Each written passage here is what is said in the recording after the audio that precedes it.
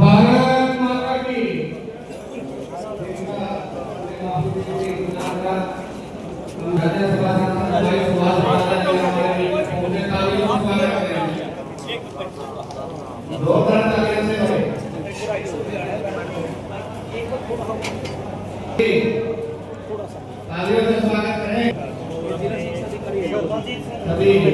इधर देखना जी एक बार।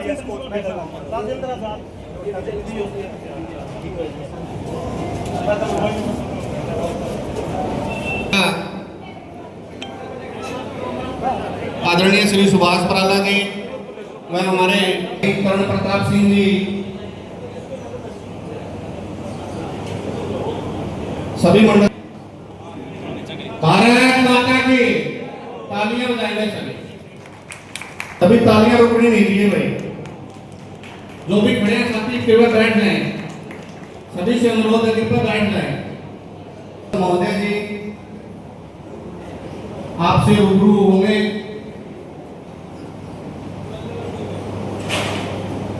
दिखाने के लिए आज भारत सरकार, हरियाणा सरकार आपसे रूबरू होकर इस विषय को आगे बढ़ाने की वैसे हम उनके रडार पर हैं।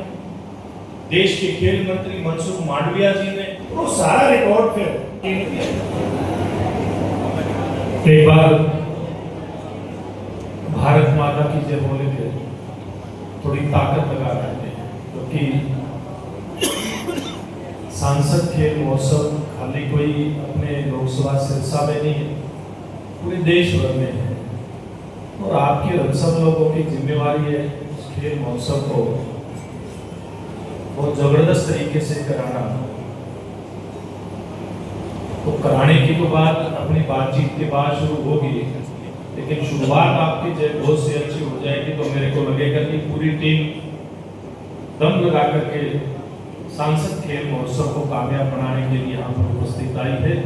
एक बार जोर से जयकारा बोलेंगे, भारत माता की, भारत माता की। धन्यवाद। सांसद खेल महोत्सव की तैयारी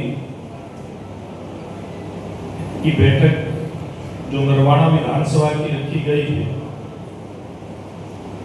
इस बैठक में हमारे बीच में उपस्थित नरवाना विधानसभा के संयोजक इस नाते हमारे अजीत करण प्रताप सिंह, साथ में हमारे साथी बड़े जुझारू भाई कुलदीप कमांडो जी, नरवाना मंडल के अध्यक्ष दिनेश गोयल जी, उजाड़ा मंडल के अध्यक्ष सुरेंद्र हथो, जमतान मंडल के अध्यक्ष सुरेंद्र प्रजापति, जिला शिक्षा अधिकारी आदरणीय विजय लक्ष्मी जी, खंड शिक्षा अधिकारी आजाद जी, तरुण जी, नरवाना नवदीप स्टेडियम से कोच भी हमारे बीच में आए हैं, संदीप गोयल जी, बीरबल दुहन जी, पार्टी के अन्य पदाधिकारीगण, शिक्षा विभाग, स्पोर्ट्स विभाग, इससे आए हुए सभी हमारे शिक्षकगण, पीटीआई, डीपी, कोच साहिबान, खेल के क्षेत्र में रुचि रखने वाले अन्य भाइयों बहनों तथा बड़ी संख्या में नरवाना विधानसभा के सरपंच महोदय भी हमारे बीच में उपस्थित आए। एक बात आप लोगों को ध्यान में आती है इस प्रकार की जब बैठक में आते हैं कि हम जैसे राजनीतिक लोग आमतौर पे आपको राजनीतिक कार्यक्रमों में दिखाई देते हैं, जलसा जुलूस रैली, कहीं कोई डेवलपमेंट के काम में लगे दिखाई दे जाते हैं आपको। लेकिन आप इस बात को अलग से महसूस कर रहे होंगे कि सरकार आने के बाद, नरेंद्र मोदी जी के नेतृत्व में हरियाणा में सरकार आने के बाद, हम लोग जो डेवलपमेंट के काम की जिम्मेवारी आप लोग हम लोगों को सौंपते हैं, उसको तो निभाने का काम करते ही करते हैं, लेकिन साथ ही साथ रचनात्मक काम जो हो सकते हैं समाज के लिए, उन कामों को भी भारतीय जनता पार्टी सरकार के रहते अपने हाथ में लेती है। और उसी दृष्टिकोण से प्रधानमंत्री जी ने हम सब सांसदों को ये सांसद खेल महोत्सव करवाने का एक जिम्मा दिया है। और वो भी कोई साधारण तौर तरीके से नहीं। कई बार हम लोग देखते हैं कि हमारी संस्थाएं खेल के कार्यक्रम करवाती हैं, बहुत सारे चुने हुए प्रतिनिधि भी खेल के कार्यक्रम करवाते हैं, स्पोर्ट्स डिपार्टमेंट भी खेल के कार्यक्रम करवाता है।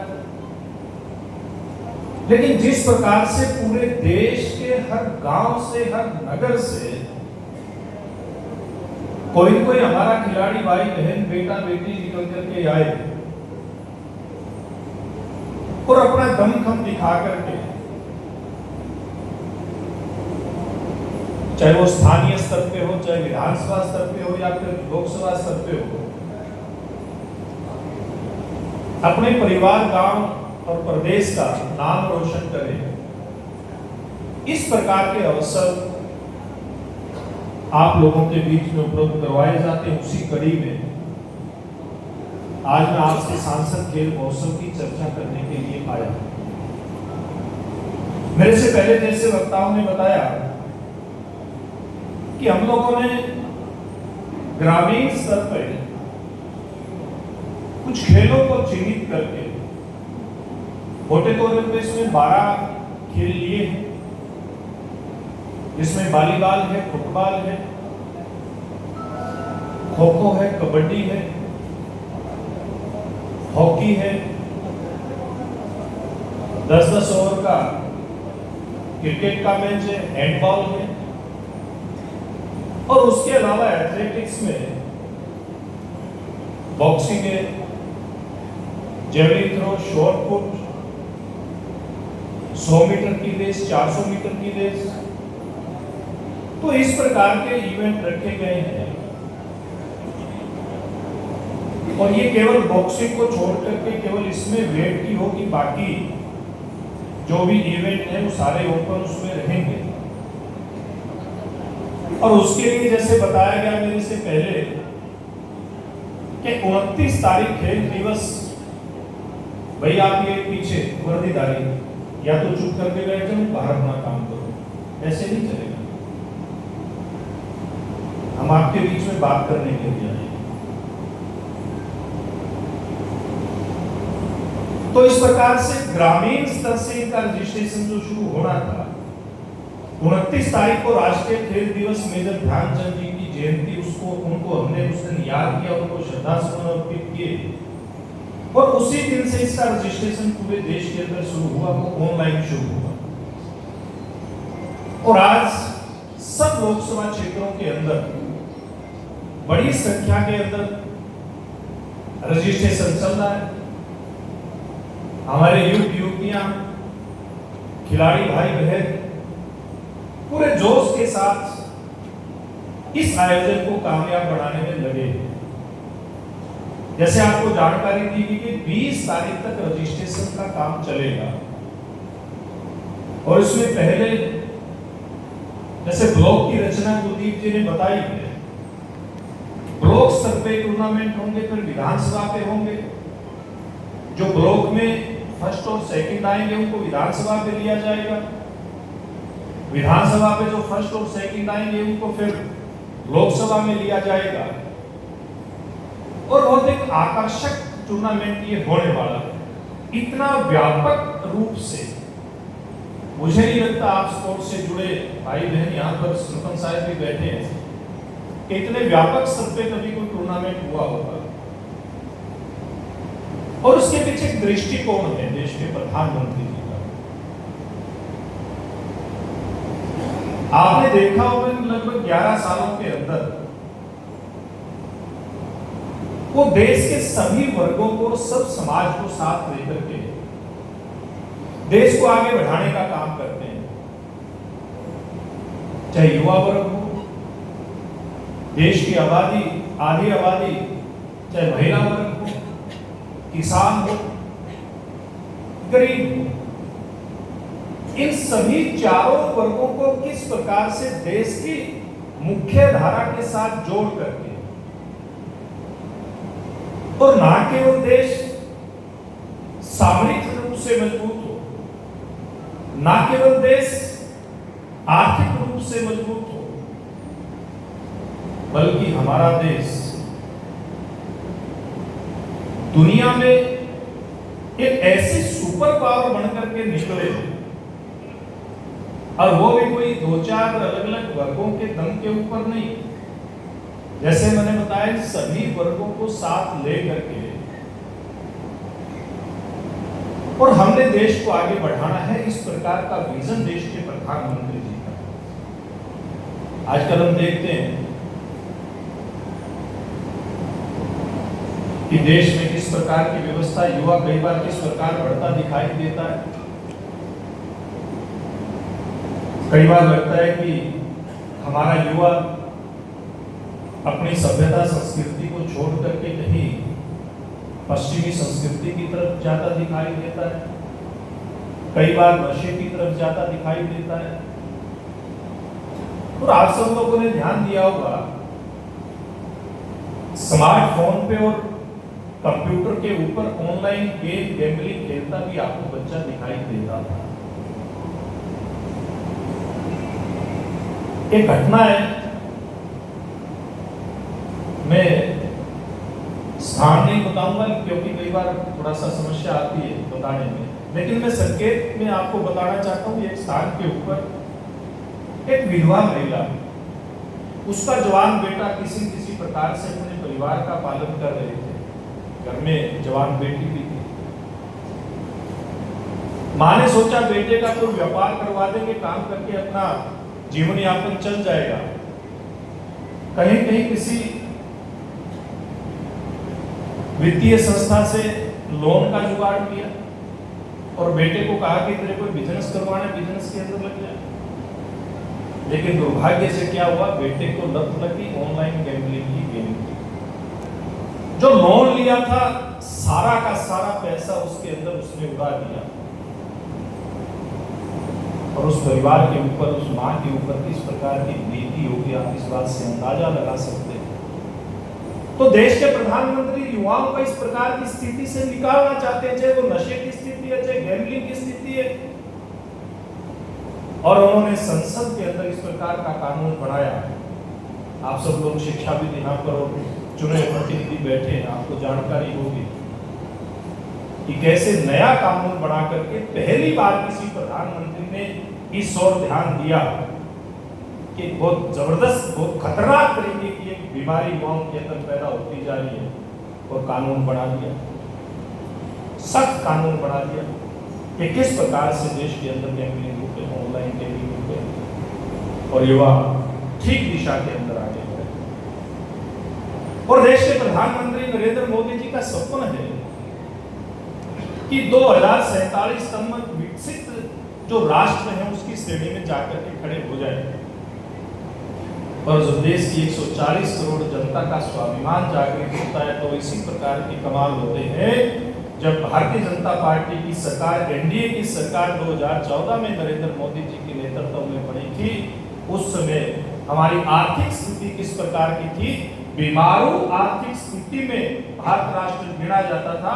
फ्रजाइल 5 इकोनॉमी की जो दुनिया की है, वर्ल्ड की है, उस श्रेणी के अंदर हमारा राष्ट्र आता था, वहां से निकाल करके आप चौथे नंबर की आर्थिक स्थिति बढ़ाने का काम किया, तो देश के प्रधानमंत्री ने आपका स्वाभिमान जगा करके आपके स्व को जागृत करके इतना बड़ा कमाल करने का काम किया। अकेली सरकारें कुछ नहीं कर सकती, अकेले प्रशासनिक व्यवस्था जो खड़ी है वो कुछ नहीं कर सकती। जब तक देश का नागरिक, हर नागरिक और खास करके युवक और युवतियों का जागरण नहीं होगा, तब तक देश दुनिया की सुपर पावर बनने में समस्या आ सकती है। लेकिन देश के प्रधानमंत्री का टारगेट है कि आप सब लोगों का साथ लेकर के, और वो कहते भी पथ का अंतिम लक्ष्य नहीं है सिंहासन चढ़ते जाना, सर्व समाज को साथ लिए है आगे है बढ़ते जाना। तो इस प्रकार से सर्व समाज को, सब वर्गों को साथ लेकर के प्रधानमंत्री जी का मूल मंत्र है कि हम लोगों को आगे बढ़ता जाना, और वो भी क्योंकि खेल हमारी संस्कृति का एक बहुत बड़ा हिस्सा है। हम तो खेल खेल में बहुत बड़ा संदेश देने का काम भी कर जाते हैं। इसलिए प्रधानमंत्री जी ने कि हम सब लोगों के सामने टारगेट रखा कि देश का सबसे बड़ा वर्ग जो युवा, जो खेलों से विमुख कई बार होता दिखाई देता है, उसको खेलों से जोड़ करके और उसको देश की विकास की मुख्य धारा में लेकर के आकर के और देश को ऊपर में ऊपर लेकर के जाने का काम करें। खेल अगर बचता है तो हमारी संस्कृति भी बचती है। युवा का जागरण होता तो निश्चित रूप में युवा पश्चिम संस्कृति से विमुख होकर के हमारी सनातन संस्कृति की तरफ बढ़ेगा। और ये आज के परिदृश्य में, आज वैश्विक परिदृश्य उसमें जरूरी भी है। हम देख रहे हैं कि दुनिया कहां जा रही है। हमारे पड़ोस में हमने देखा यूक्रेन रूस का युद्ध किस प्रकार से, इजराइल ने गाजा पट्टी के ऊपर हमला किया तो कैसे पड़ोसी देश भी उस युद्ध के अंदर कूद गए। किस प्रकार से दुनिया की बड़ी बड़ी ताकतें आज एक दूसरे के साथ विवाद के अंदर उलझी हुई है। किस प्रकार से हम देख रहे हैं कि अपने आसपास का वातावरण किस प्रकार का दिखाई देता है। जो हमारा अखंड भारत था, उसके ऊपर अगर आप थोड़ा सा गौर करेंगे, उसके नक्शे के ऊपर गौर करेंगे, तो एक बात आपको दिखाई देती है, यानी कि भारत किस प्रकार का भारत, कौन सा भारत का अखंड भारत। मैं आपको एक संस्कृत के श्लोक के माध्यम से बताना चाहता हूं। उत्तरम यस्य समुद्रस्य, यानी कि समुद्र के उत्तर में, हिमालयस्य दक्षिणम, हिमालय के दक्षिण में जो भूभाग है वो भारतवर्ष है, वो भारतीय वहां पर रहते हैं। यानी कि उधर अफगानिस्तान से लेकर के और ये बर्मा, नेपाल और इस प्रकार का सारा बांग्लादेश, पाकिस्तान, ये तो बढ़ते हुए हमने अपनी आंखों से देखे कितना बड़ा भारतवर्ष था। और भारत के जिस जिस हिस्से ने अपने सनातन संस्कृति को छोड़ा, वो आज भारत के साथ है क्या? कल्पना करिए, जहां जहां से हमारी संस्कृति खत्म हुई, वो हिस्सा देश से कटता गया। अगर वर्तमान के भारत की बात करें, हम अगर दम के साथ खड़े हैं, देश के प्रधानमंत्री हमको कहते हैं कि हम दुनिया की चौथी आर्थिक ताकत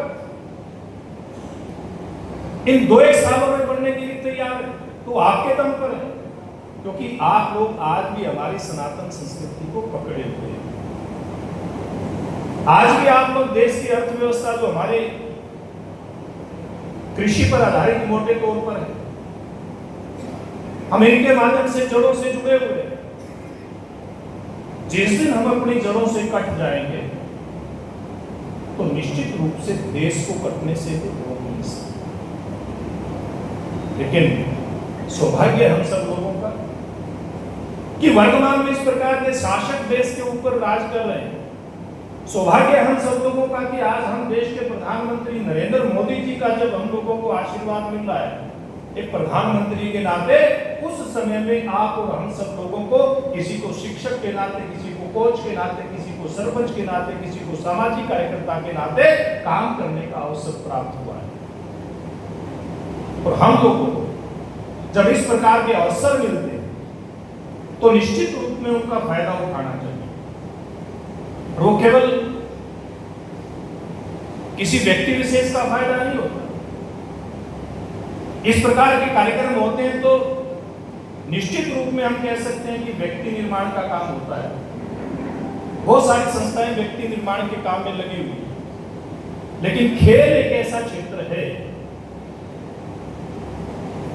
जो व्यक्ति का शारीरिक विकास करता है, व्यक्ति को चारित्रिक रूप से आगे बढ़ाने का, मजबूत करने का काम करता है, उसके अंदर बड़े से बड़ा काम करने का जज्बा पैदा करता है। इसलिए जब इस प्रकार का अवसर आता है तो हम सब लोगों की जिम्मेवारी बढ़ती है कि हम सब मिल करके इस अवसर का भरपूर लाभ उठाए।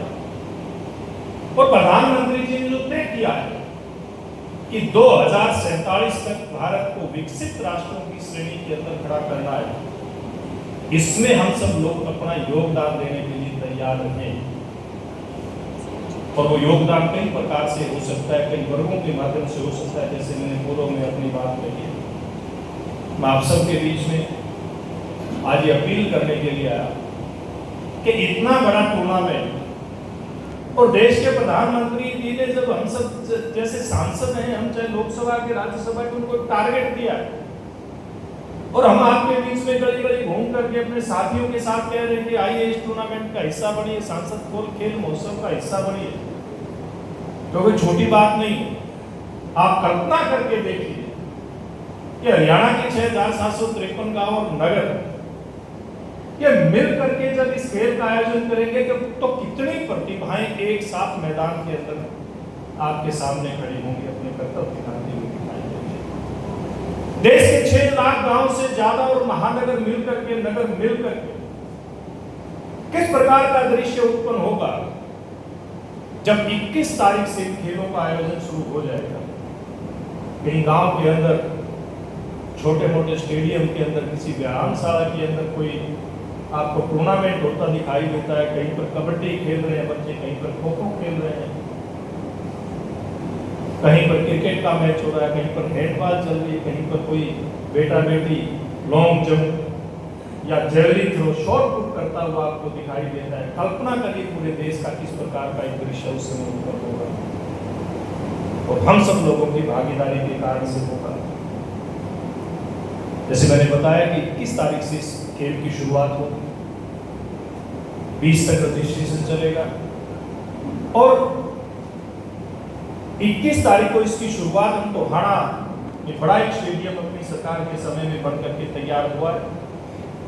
वहां पर सिंथेटिक ट्रैक है, स्टेडियम में हर प्रकार के गेम हो सकते हैं, तो वहां उस दिन शुरुआत करेंगे और 2-3 दिन में आप लोग भी पूरे विधानसभा क्षेत्र की जोन वगैरह बना करके, फिक्सर वगैरह बना करके वो तैयारी कर लेंगे और 2-3 दिन बाद फिर नरवाना के भी पूरे लोकसभा क्षेत्र में अपने सिरसा के गेम शुरू हो जाएंगे। और हमने एक मोटा तय किया है, क्योंकि कुछ गेम इसमें आ रहे हैं। हरियाणा ओलंपिक एसोसिएशन कुछ गेम करवा रही है, कुछ अन्य संगठन भी, आप जो पीडीआई डीपी अन्य कोच साहिबान यहाँ पर बैठे हैं उनको जानकारी होगी कि कब कब कौन से गेम आएंगे। उनसे तालमेल बिठा रहे हैं, उनसे तालमेल बिठा करके और मोटे तौर पे ये सोचा है कि जो ब्लॉक लेवल के गेम होंगे 21 अक्टूबर से और 10 नवंबर के बीच में उनको पूरा कर लें। बल्कि मुझे लगता है कि अक्टूबर के लास्ट तक हम लोगों को पूरे करने पड़ सकते हैं। जानकारी मिली थी कि ओलंपिक संघ इसमें नवंबर के प्रथम सप्ताह में कोई गेम रखने जा रहा है। स्कूली गेम भी चल रहे हैं, जैसे मेरे को बताया गया है ब्लॉक, तो इनके बीच में तालमेल हमने बिठाना है ताकि किसी भी बच्चे को इसमें यह ना देखना पड़े कि मैं इस खेल में जाऊं, इस खेल में जाऊं। हमारा जो भी शेड्यूल बनेगा, जो भी हम टाइमिंग तय करेंगे, जितने भी अधिकारी ऑफिशियल्स यहाँ बैठे उनसे चर्चा करके हम लोग करेंगे और ये 10 नवंबर से पहले इसको समाप्त करेंगे, 11 नवंबर से और फिर 10 दिसंबर तक उस एक महीने के पीरियड के अंदर हम विधानसभा के जितने भी गेम हैं उनको कंप्लीट कराने का काम करेंगे और फिर 11 दिसंबर से 25 दिसंबर इसके लोकसभा के गेम इसमें करवाए जाएंगे। और मैं समझता हूं कि पूरे देश के हालात को देखते हुए हमारी जो भौगोलिक स्थितियां हैं, हमारे जो ग्राउंड हैं, हमारी जो स्थितियां हैं खेल की, उन सारी स्थितियों के को ध्यान में रखते हुए ये इतना लंबा समय इस खेल के लिए रखा गया है। और हम सब के लिए एक सौभाग्य की बात भी रहने वाली है कि प्रधानमंत्री जी का कार्यक्रम बढ़ेगा और जब इसका समापन होगा 25 दिसंबर को, उस दिन प्रधानमंत्री जी हर स्टेडियम के अंदर जहां हम अपना समापन समारोह रखेंगे उसको ऑनलाइन संबोधित करने का भी काम करेंगे। तो मैं आपसे आग्रह करूंगा ये सांसद खेल महोत्सव कुछ सामान्य खेल प्रतियोगिता नहीं रहे, प्रतियोगिताएं खूब होती हैं, लेकिन ये जैसे इसको सांसद खेल महोत्सव, जब महोत्सव इसके साथ जुड़ा है तो महोत्सव सा माहौल भी बनना चाहिए, उत्सव सा दिखना भी चाहिए, होली दिवाली मनती हुई लगनी भी चाहिए। और मैं बात एक दावे के साथ कहता हूं, जो भी प्रतिभागी खिलाड़ी इसके अंदर भाग लेगा, जिसमें भी प्रतिभा होगी, निश्चित